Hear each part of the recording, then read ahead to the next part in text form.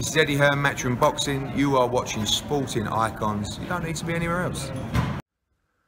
Okay, so the subject of Chris Eubank Jr. versus Conor Benn seems to be still flying around. Now, I did a video on it yesterday where I wasn't talking about the fight itself, more talking about the rumour of whether or not this fight will happen. That was put out by Gareth Davis and whatever else. So that said, go watch that video if you get a chance and remember to do so. Now, in this video, I want to talk about, well, what if the fight happens? What's the meaning of this fight? What's the relevance of this fight? What's the reason for it? Why is it happening? Obviously, people will go, but it's the Eubank and Benn name. That's why it's happening. Yeah. Now, firstly, let me just say that in 1990 and 1993, when Chris Eubank and Nigel Benn had their two fights, obviously the first one, 1990, Chris Eubank won that one. And in the rematch 3 years later, in 1993, it was officially a draw. But I feel that most people who watched that fight will feel that Nigel Benn should have got the decision. But that was 32 years ago, the first fight. 29 years ago for the rematch. So, how to look at that one? Well, firstly, Conor Benn weren't even born. Okay, so when you want to talk about the rivalry between Chris Eubank Jr. and Conor Benn, there is no rivalry. Chris Eubank Jr. would have been too young to have remembered it, and Conor Benn weren't even born. The beef that their fathers had, and the history and the animosity that their fathers had, has nothing to do with them. They don't have the animosity. They don't have beef between them. And if they start coming out with stuff, we know it's fake. We do know it's fake. Basically, their father's beef and their father's issues are not their issues. And we know that there's no longer any issues between the fathers because obviously they go on tour together now and have the Q&A sessions and what have you. Now, if this fight does happen, apparently it's going to be at 156 pounds. So that will mean, officially, it will be middleweight, 156 pound.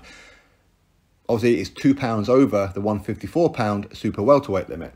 Okay, so that would mean that Chris Eubank Jr. will be dropping 4 pounds, although officially it would probably be about 3 pounds, because Chris Eubank Jr. usually weighs in about 159 anyway. Conor Benn's going to move up 9 pounds. So firstly, I'll be very surprised if the British Boxing Board of Control actually sanctioned that. I'll be very surprised. But that said, money talks and bullshit walks, right? Now, that will make it quite dangerous for arguably both fighters, but probably more so Conor Benn. Okay, he's not exactly the biggest welterweight out there, all right? But a catchweight, listen, catchweight's a catchweight. Think back to Canelo Alvarez and Amir Khan. You all remember how that turned out, right? Think about it. Now, for this fight to have any kind of interest, and for those who want to talk about nostalgia, well, firstly, you have to be of a certain age, all right? As I said, 32 years ago, their fathers, Chris and Nigel, had their first fight. 32 years ago, 1990. They had the rematch, 1993, 29 years ago. You have to be of a certain age to have remembered it. How many people back then who were big up on that fight and into boxing are still into boxing now? Boxing has changed a lot. A lot. Now, I'm not going to sit here and pretend that the analytics on my channel equates to boxing fans, okay? Because it doesn't, okay? The subscribers and the people who watch my channel is a very, very small percentage of the global and, of course, here in the UK, boxing fans, okay? It's a very, very small percentage. But just based on my channel, most people who are subscribed to me and watch my videos are aged between 25 and 34 years old. There is a big chunk of people who are in my age bracket of 35 years old up to 44 years old. Okay? But listen, I'm not going to tell you, because I'm not an idiot, okay? I'm not a moron. I'm not going to be pretending that percentages of my channel have anything to do with the global population or British boxing fans. It doesn't, okay? I have to be a right moron to try and put something like that out. But the point of me saying that is that those who are aged between 25 and 34 weren't even born back then.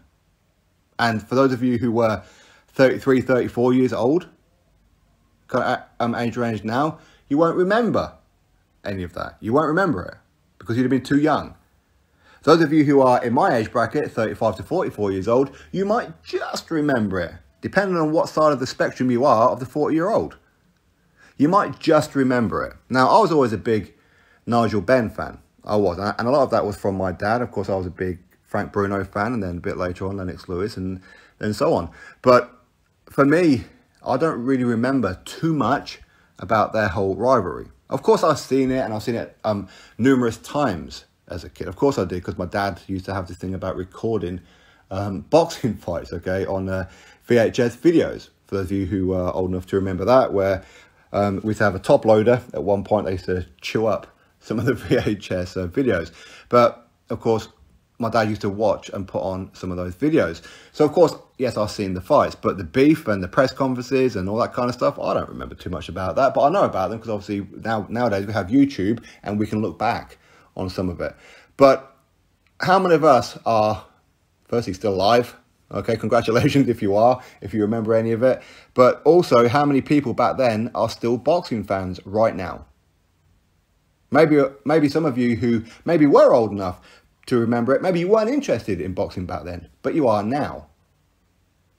It's a totally different market, totally different. Back then, it's like the smoky studios. You sit in the crowd and people can have cigarettes and all that kind of stuff, all right? You know, you can smell your mother's hairspray from a mile away. You know, that's the kind of era that it was. And I think that a lot of people who don't like Eddie Hearn and Matchroom are from that kind of era, okay? Because they can't get to grips with the change of how boxing used to be to how boxing is nowadays. Boxing is better nowadays. Why? Because it's more involved, okay? There's social media and all that kind of stuff, and you get to see behind the scenes, all that kind of thing. Things that you didn't get to see back then. That's why it's better. I'm not saying that the fights are better. I'm not saying that. I'm saying that the look and the feel of it is better now than what it once was. And I think some people are stuck in that era, which is why they hate Eddie Hearn Matchroom, because they're trying to drag boxing into this era, okay, into a new era, and they don't like it. But the point is, the beef between Conor Benn and Chris Eubank Jr. is not the beef. It's fake compared to what their fathers had. Their fathers' beef, their fathers' attitudes with each other and dislike for each other, and their rivalry has nothing to do with the two children. It's the name only. And I'm pretty sure one of the reasons why Eddie Hearn is doing this is because, firstly, he took on Conor Benn as a favour to Nigel, and which is why he's been guiding Conor Benn the way that he has been, as in skipping the levels, you know, the British, the Commonwealth, the European, and all that kind of thing, because he wants that pat on the back from Nigel. He's desperate for that pat on the back from Nigel. Of course, it is totally arse about face, because obviously Eddie Hearn's dad, Barry, was promoting Chris Eubank, okay? Whereas now it's Eddie Hearn promoting Conor Benn, Nigel Benn's son. But he's desperate for that pat on the back from Nigel. Hey, nothing wrong with that. I'm presuming that he was a massive fan of Nigel. But that's all that this fight is. There's no beef. Listen, maybe they might get both their fathers at the press conferences, and maybe they're going to have a go at each other and relive certain moments and make it all about their father's beef.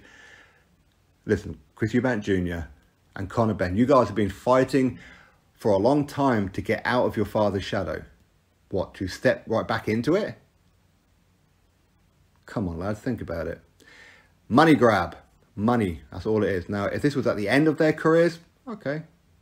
But it's not. This is supposed to be the prime of their years. Conor Benn hasn't even reached his prime yet.